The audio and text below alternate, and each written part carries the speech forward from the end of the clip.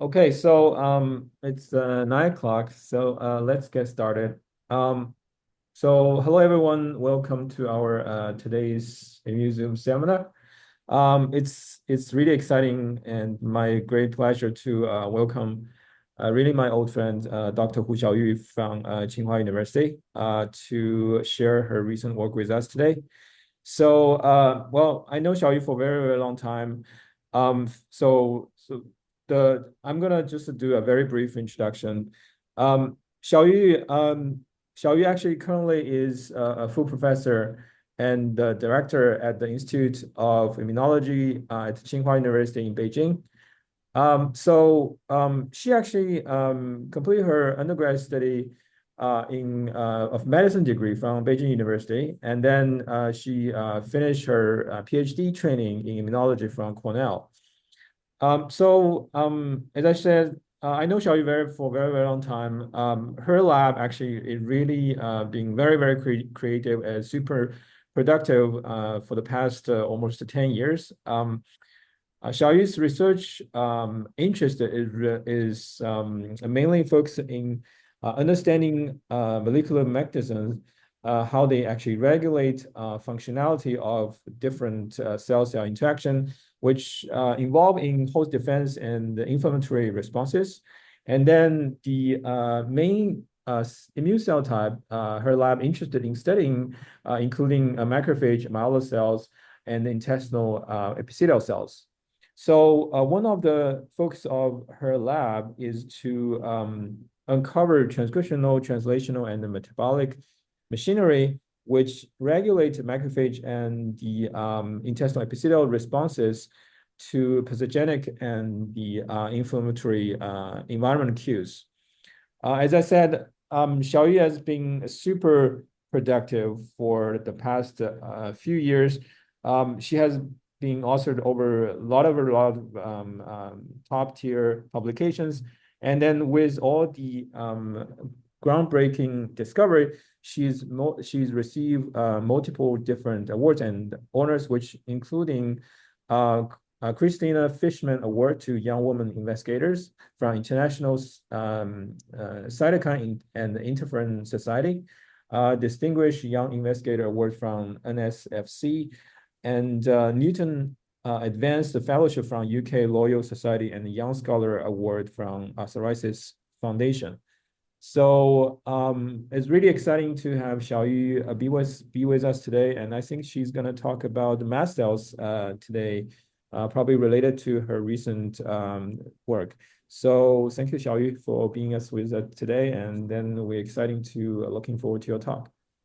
Yeah, thanks, Chuan, for the super nice introduction. And actually, I'm like very, very nervous, actually, to see if my talk can hold up to the standard that the trans has just introduced, and which probably not. I think, but anyway, I will get started. And today, the topic is really about mast cells, and I think I will give you a few reasons why mast cells is not a cell, an immune cell subset that you will think about every day probably, and except for like probably few people who work on mast cells. I saw Xiaolei is there, and um, basically this is the picture I took from the Janeway's immunobiology textbook that describes the lineages of various immune cells, and basically this divides immune cells into the lymphoid compartment and the myeloid compartment. And the true tissue resident population of myeloid compartments actually are drawn. There are two type of cells here, and in this textbook, I think one is macrophage. Basically, my lab has been working on biology of macrophages, I think, for the past 15 years or so. But only more recently, I think we started to pay attention, at least my lab, to the other cell type that draw in parallel to macrophages, that is mast cells. Of course, we don't forget about dendritic cells, and but for the topic of today, we will really focus on the tissue resident properties of mast cells. And so why mast cells? And except the reason that it was drawn next to macrophages, and it's actually a very evolutionarily ancient cell type. And actually here is an image I took from a recent review in immunity that actually nicely delineates various aspects of mast cell biology, especially ontogeny part. And here actually it's nicely drawn on here that the mast are really, really ancient. And here is a timeline of mast cells relative to the appearance of adaptive immune system. As you can see that the adaptive immune system appeared approximately like 400 million years ago, but mast cells appear actually more than 600 million years ago, and it's really originated. The first discovered species, probably one of the first, is some kind of creatures in the sea. So this is really very, very ancient, and it's really precedes the appearance of adaptive immune systems. Therefore, biologically, it must be important. However, I think if you think about what we read in textbook, and whenever we teach mast cells in classroom, we always talk about IgE mediated degranulation. But from this picture, it immediately becomes obvious that IgE appears here, even not later. So mast cells must have other very, very important functions, probably the fundamental functions, right? Prior to appearance of adaptive immunity and therefore the IgE independent function. However, so far actually we know like very minimum amount of knowledge of the mast cell, how mast cell really behave, and especially the IgE independent function of mast cells. So there's this very particular population of mast cells. It's called intraepithelial mast cells, for short IEMC. It was the population was initially observed over a century ago, and actually in 1919, there was a paper and published in German. And this is basically the original title and the author of the paper. And in the bigger part of this particular publication, and this is basically I took from that publication, the author, which was a pathologist, a German pathologist, nicely draw the intraepithelial mast cells he observed in animal intestine. So this is a very nice single layer of intestinal epithelial cells, and what he drew in red here, like here, and those are he named actually globule leukocytes at that particular time, and those are cells basically embedded within the single layer of epithelial cells, right, in the intestine. And at that time, however, we have no knowledge or idea of the cell lineage, and not until 1960s, and scientists revealed that this particular cell type, previously known as global leukocytes, actually belong to the mast cell lineage. And then we fast forward to this year, I think we still don't know much about what this particular cell type is doing, especially given its location, right? I think in real estate, there's a saying location, location, location. So basically location is really the key to everything. So why this particular mast cell subset actually is situated within the epithelial layer, right? Not in other places. And this is basically the question, the big question that the physiological function of IEMC and are still unknown. So we try to replicate what the German pathologists draw like more 100 years ago, and with a modern technique of staining. And this is wild-type mice, and very simple. We infected with helminths and just sample the intestine at different time points and stain for a mast cell marker called MCPT1, which is a protease, and cadherin actually labels the epithelial layer. And to really blow this up, and you can see really appearance of the red signals represents appearance of mast cells to give you a better view. And this is what the current technique and um, gives us the images of intraepithelial mast cells and lists it cohering and labels epithelial cells and the red, basically the signals labeled IEMC. And you can see how remarkably similar this image is to the pathological image drawn 100 years ago. And basically, I think with even the modern technique, and we merely just replicate what's known, right? So basically, we know that these cells are there, and but we still don't know what they are doing. But fortunately, with the new molecular and biochemistry tools, and we can really begin to do a better job than the pathologists 100 years ago.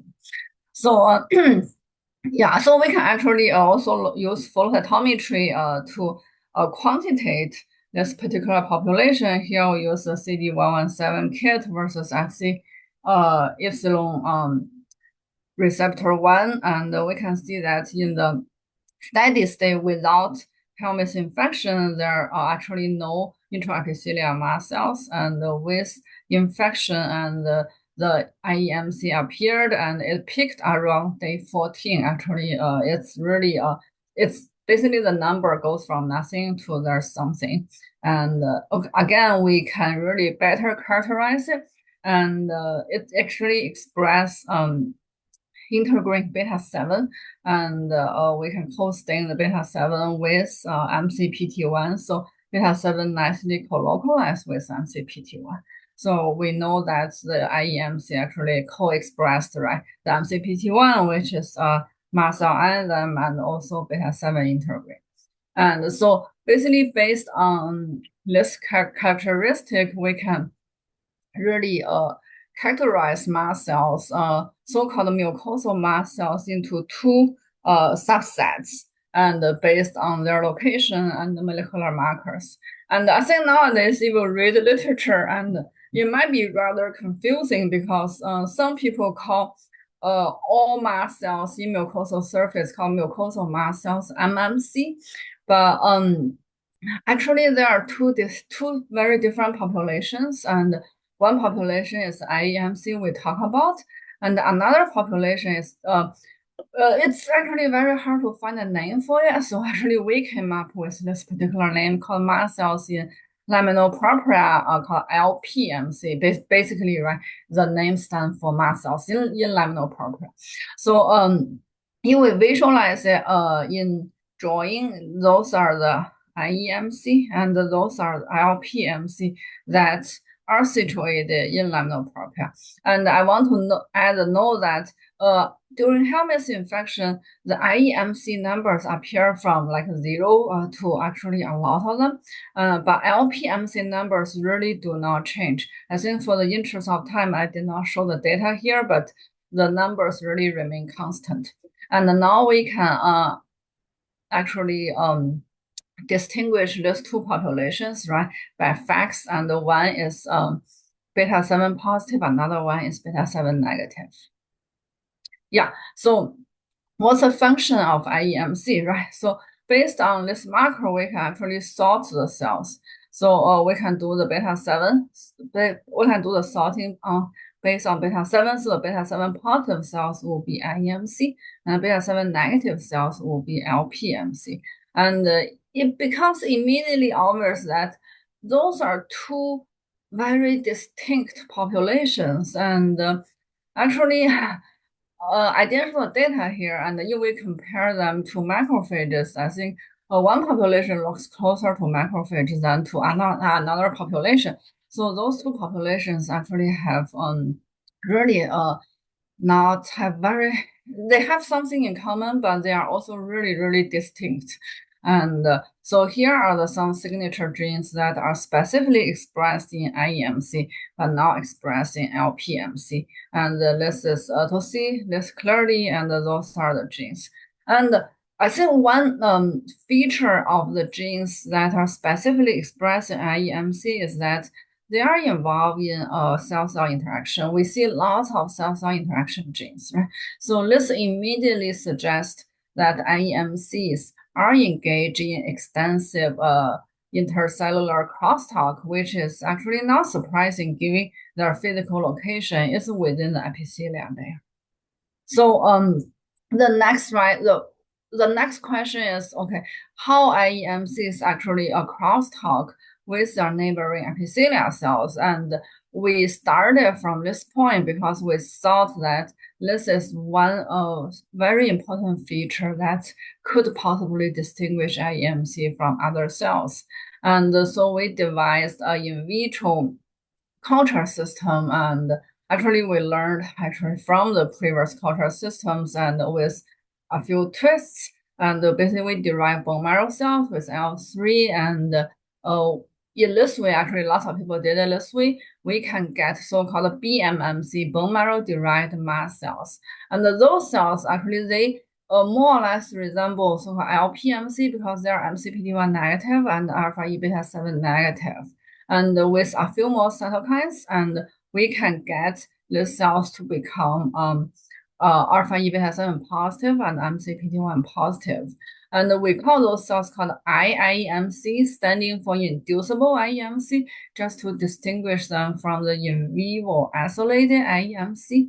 Yeah, so I will refer to those in vitro derived cells, which are alpha E beta 7 positive, MCT1 positive as IIMCs. So it's a very simple experiment. We co-cultured in vitro derived IIMCs with epithelial cells, and we just want to see basically, okay, we want to verify that the MCPT1 actually expressed, right? It's a very simple thing. But then to our surprise, when we found that, okay, the red signals represent MCPT1, the MCPT1 is supposed to be a mast cell specific marker, right? And we had a lot of data. And from our lab and others, the MCPT1 is really a super specific marker of mast cells. However, we do find actually MCPT1 signal not confined to mast cells, and it's actually can be found right in the surrounding epithelial cells. And we were quite surprised. Okay, why MCPT1 is actually contained in the surrounding epithelial cells. So we did another experiment. We basically labeled the mast cells with CFSE. Prior to the co-culture, we want to clearly define the boundary of mast cells. Here it is, right? The CFSE labeled mast cells. And then we look at the MCPT1 staining. Basically, again, the MCPT1 is not really confined to mast cells, and it looks like it's being diffused, right, to the neighboring epithelial cells. And we can also look at the lateral view. We can also clearly see that, right, there's a strong MCPT1 signal. And yeah, okay, I think we can do another view that this is basically a mast cell, right? And what's really interesting is like a mast cell, you can see the mast cell kind of stretch out a tube-like structure, and this is it turns out to be nanotube by various stainings. And this nanotube actually connects mast cells with the neighboring epithelial cells. And if we look at where MCPT1 staining is localized, it's actually within this nanotube, right? We can see the red signals. So here we can see the red signals. So I think this kind of very simple staining experiment tells us that the mast cells can possibly exchange content with their neighbors, especially neighboring epithelial cells, through stretching out nanotubes, and the mast cell signature enzyme MCPT1 is contained within this nanotube. And yeah, so why we call it nanotube, and because it's actually fits the features of nanotubes, and there's also some data I didn't show, but I think one experiment, basically we can use a nanotube inhibitor to treat the cells, and we can block the transfer of MCPT1 from mast cells to the neighboring epithelial cells.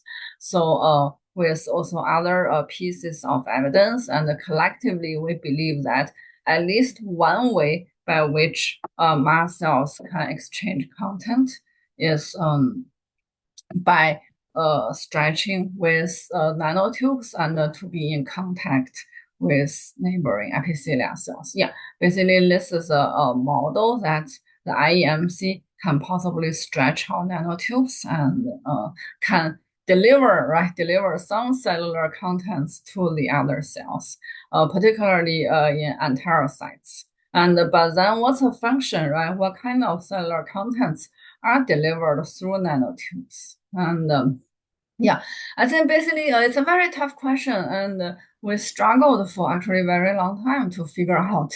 No, still to this day, we don't think we have full answer. I think we only began to understand a little bit of biology. I think basically I'm going to share with you some thoughts we have, but there could be a lot more basically that we don't understand at this point. I think a very simple experiment is that, okay, we really don't have clue what mast cells are doing to epithelial cells. And so we look at what epithelial cells are doing after helminth infection. So here, again, a simple experiment, basically it's RNA-seq profiling of epithelia, the in vivo epithelium and prior to and after helminth infection. And we just look at, okay, what are the most highly induced genes? And I think a group of genes that's very highly induced, actually, you cannot ignore them, is gasdermin C. And in mice, the 4 gasdermin genes, gasdermin C2, so this is called 1, and 2, 3, and 4. So they are encoded by 4 distinct genes, and from the single cell RNA-seq, actually from we mine the data from other labs, and we can see that those, especially 2, 3, and 4, are highly and relatively specifically expressed in enterocytes. And so basically, I think those actually fit our profile, right? Because we want something to be in enterocytes. Yeah, and this is the protein level, the in vivo staining of gasdermin C, and the post-helminth infection. And we can see like the gasdermin C expression also peaked around 14 days post-infection. And this is a control showing that it will now count all 4 gasdermin C genes. And actually there's the background staining. So this staining is specific. Yeah, so gasdermin proteins, as lots of you know, that it's not only regulated at RNA level, it's also heavily regulated as a post-translational level, particularly by cleavage. And this is the AlphaFold predictive structure of gasdermin C. And the gasdermin C is notoriously difficult to be studied in structure basis. And so this, but AlphaFold did a good job predicting that it's pretty similar to other gasdermin family, that it has an N-terminal beta sheet. And here, basically, this is the in vivo intestinal samples, and post-helminth infection, we can see that we can clearly see the N-terminal gasdermin, right, signals show up.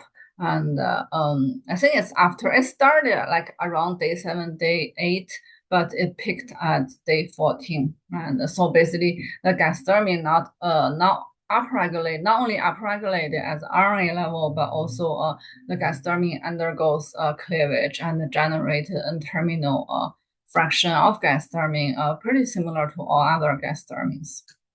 Yeah, I think as I told you that the gasdermin is being cleaved, right? It's happened around day 14. Remember the IEMC also peak right around day 14. So this very similar kinetics made us wonder, okay, is there any connection, right, between gasdermin cleavage and the mast cells? It's a very wild hypothesis because, gasdermin cleavage happens in epithelial cells, but mast cells are mast cells.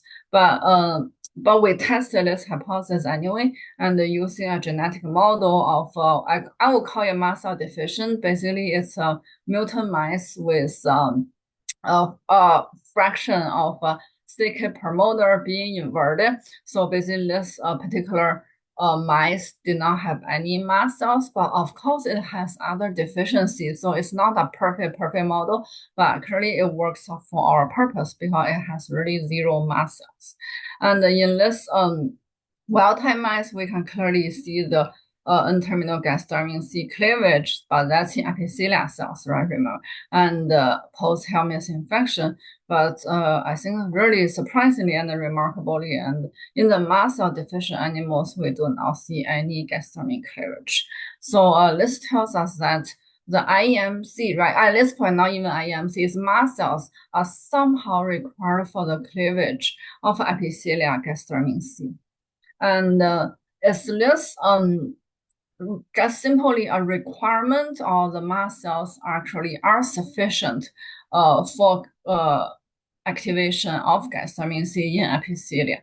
Here we did basically adopt a transfer experiment to give back mast cells to the mast cell deficient animals. Here we injected mast cells, in vitro culture mast cells back to the mast cell deficient mice, and basically this reconstitution can rescue, at least partially, the gasdermin activation phenotype. And this gives us confidence that the mast cells probably are both necessary and sufficient for gasdermin C cleavage. And I think another probably more physiological way to do this is we know that the mast cells express alpha E beta 7 integrin pair. So here in vivo, we can give this mice the alpha E integrin antibody, and then after a few days, we look at the gasdermin C cleavage. So alpha E integrin antibody blocks appearance of IEMC in the epithelia, and this also attenuates the activation of gasdermin C. So I think taking this piece of data together, I think we are pretty confident that somehow mast cells play certain roles, right, in gasdermin C activation. Yeah, basically that was summed up in this cartoon that IEMC somehow through nanotube transferred something to enterocytes, and leading to the gasdermin C cleavage and activation, and somehow this cleavage and activation affect the would have something to do with the Helminth infection and the outcomes of type 2 immunity. And yeah, so I think now the key question is it's about chemical event, right? The mast cells are somehow required for the gasdermin C cleavage, but what's the immunological meaning of this particular biochemical event? And we really look at, okay, what type 2 responses are really doing, and there are three key alarmins in the initiation phase of type 2 responses: IL-25, TSLP, and IL-33. So IL-25 and TSLP, they both have signal peptides, and they are mainly released by T cells. And by IL-33 is a good candidate because it's lacking signal peptide. So basically, it needs some kind of signal, right, for IL-33 to be released from cells, and also IL-33 actually, it's not really I think not like really from T cells, but it can be released from enterocytes, and there are also studies suggesting it can be released from goblet cells, but I think, in the subsequent study, we really think enterocytes probably are the main cells that release IL-33, at least during the initiation phase of type 2 responses. So if we want to test the role of gasdermin C in IL-33 release, and we also have the genetic model because we have the mice that are deficient in all 4 gasdermin genes, and this is staining for IL-33. So as I said, IL-33 is actually in homeostasis, IL-33 is bound to the chromatin in nucleus of cells, and so but upon activation or Helminth infection, IL-33 is released out. So basically, in this is the Helminth infected wild-type mice, and we do not see the IL-33 signal actually in the enterocytes because IL-33 is released out. It's not because IL-33 is not expressed. And however, in the gasdermin C deficient mice enterocytes, we do see lots of staining of IL-33. I think it's better seen with this enlarged picture that it's very striking signals of IL-33, right? This tells us that the gastamine C is actually required for releasing IL-33. And we test the RNA levels of both these intestinal samples for IL-33. They are very similar. So we know that it's not at the transcriptional level, it's at probably the post-transcriptional level. And so what's the consequence of IL-33 release? And this actually Tran did a very beautiful work on the function of IL-33, and I think we learned from that. And IL-33 is very good at mediating the intestinal movement, the bowel movement, and to facilitate helminth expulsion. And I think basically you can see here in the absence of gastamine C, and upon a helminth challenge, the bowel movement is actually reduced or attenuated, and which actually aligns with the function of IL-33. So from this experiment, we know that the gastamine C can promote IL-33 mediated responses during helminth expulsion. And yeah, whether mast cells have anything to do with this, right? Because so far we look at the gastamine C phenotype in IL-33 release and in anti-helminth host defense. And here again, we use the mast cell deficient mice. It's similar, the phenotype is really similar to the gastamine C deficient mice. And here is that in the absence of mast cells, right, there's massive accumulation of IL-33 signal in enterocytes. So again, this tells us that mast cells are required for releasing IL-33 from enterocytes. Yeah, I think so far that's in vivo data, and it's in vivo data is great to establish a genetic connection, but there could be lots of steps in between. So we want to see whether we can establish a clean in vitro system, right? With two cell types, very clean, very simple, just mast cell and epithelial cell, and to really look at interaction on mast cells and epithelial cells. So here is a very simple co-culture system, and just mast cell epithelia, no other cell types. And I think this is pretty revealing that simply just by putting mast cells and epithelial cells together, and this actually leads to the release of IL-33 from epithelial cells. And this can only be achieved with a so-called IIMC, but now with other kind of mast cells like BMMC, and that do not express MCPT1, right? So I think this is not all mast cells can do this. I think it's this particular type or subset of mast cells that can facilitate the cleavage of gastamine C and the release of IL-33. Yeah, so far our model, right, looks like this. So as IEMC, right, through some kind of mechanisms and interactive with enterocytes, and the gastamine C is being cleaved and activated, and I think probably the N-terminal of gastamine C form pores on the enterocyte surface, but technically it's very challenging to detect the real pores. So we could not really see it, but we kind of assumed it from the other function or other studies of gastamine C. And this pore formation leads to a release of IL-33, and IL-33 can do all its usual job and activating LC2 and initiating the downstream type 2 immune cascade.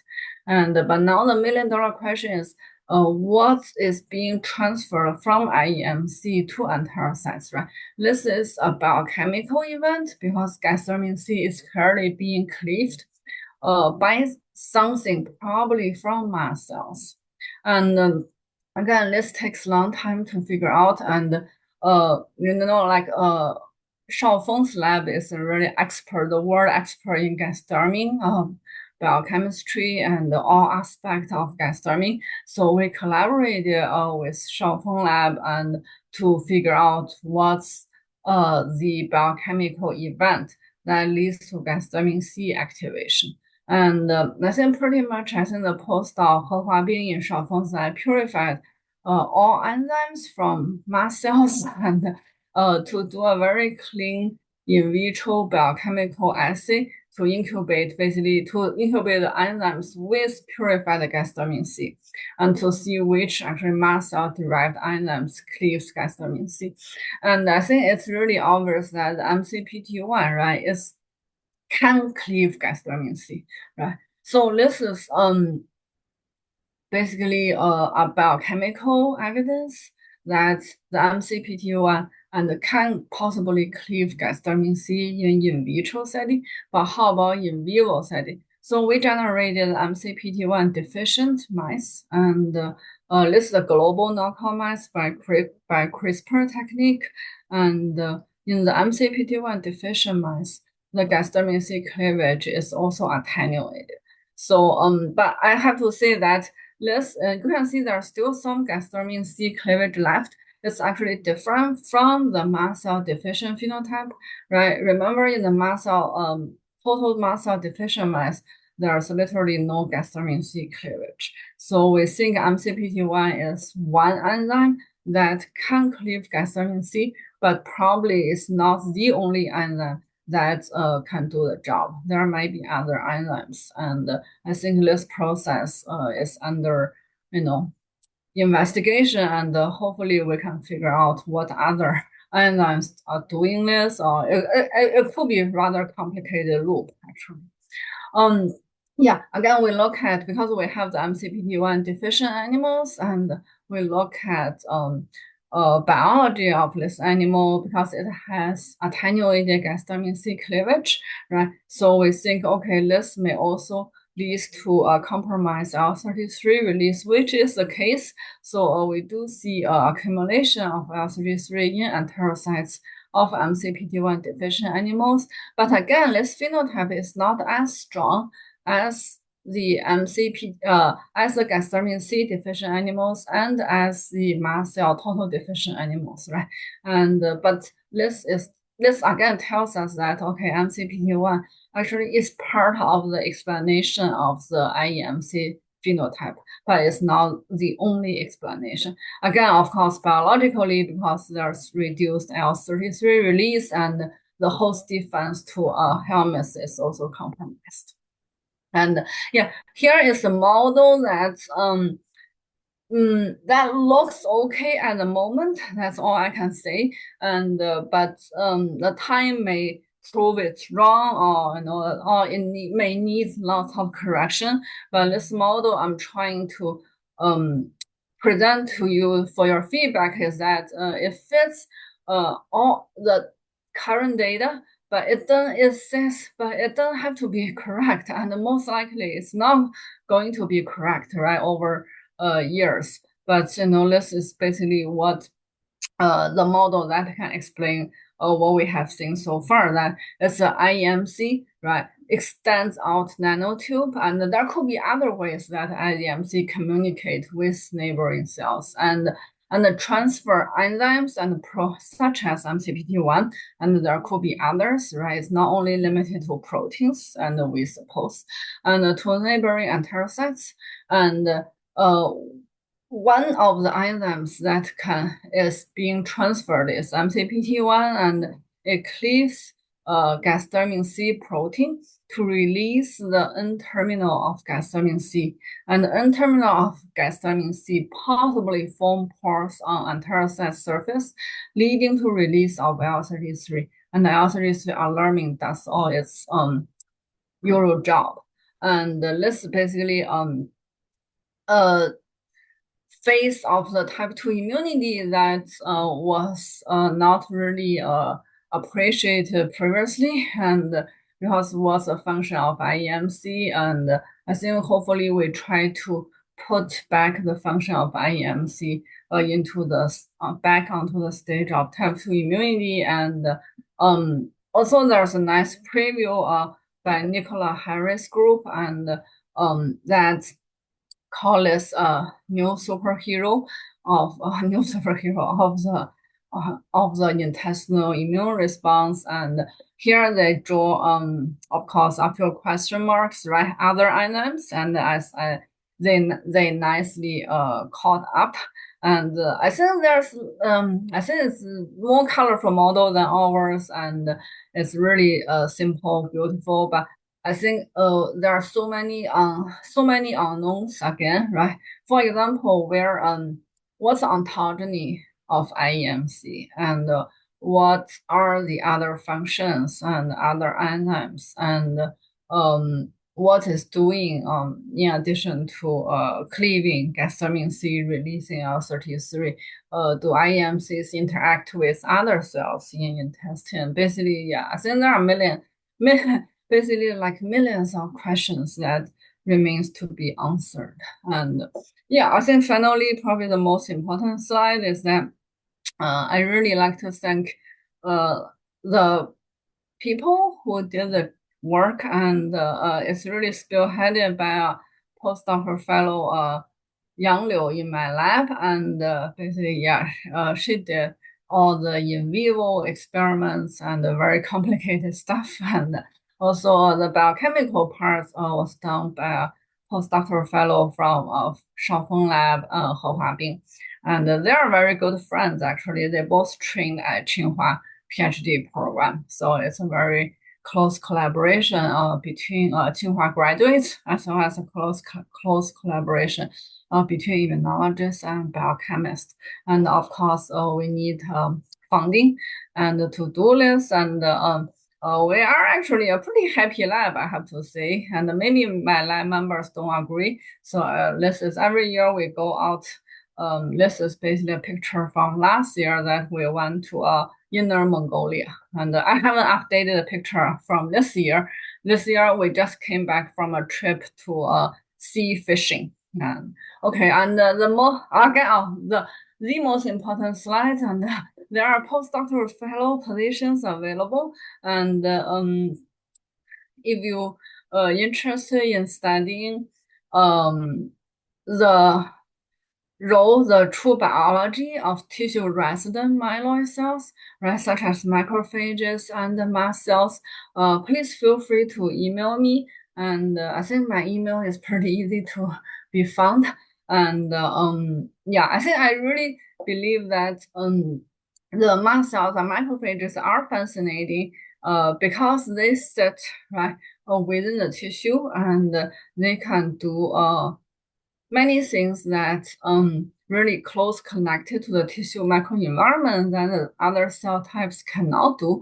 I think basically the study I just presented of intraepithelial mast cells is one good example that it will take that particular cell type out of the tissue microenvironment, right?